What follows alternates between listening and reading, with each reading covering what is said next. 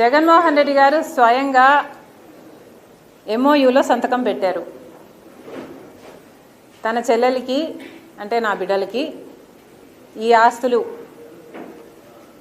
అన్నట్లుగా సంతకం పెట్టారు. ఇంతవరకు కూడా ఒక్క ఆస్తి కూడా నా చేతుల్లో పెట్టలేదు. సరస్వతి సిమెంట్కు సంబంధించి ఎంఓయూలో అది నా భాగానికి వచ్చింది కాబట్టి దాన్ని జగన్మోహన్ రెడ్డి గారు గిఫ్ట్ డీడ్ చేశాడు విజయమ్మ గారికి,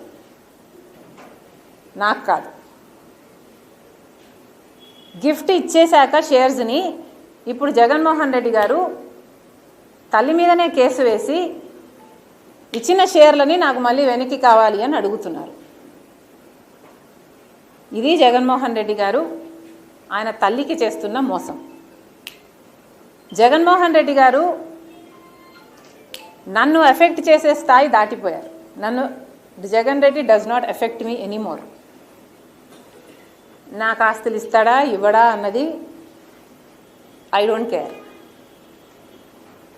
కాకపోతే జగన్మోహన్ రెడ్డి గారు తల్లి మీద కేసు వేసిన వాడిగా మిగిలిపోతాడు.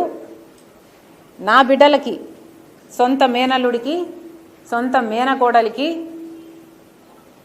ద్రోహం చేసి వాళ్ళ ఆస్తులు లాక్కున్న వాడిగా మిగిలిపోతాడు.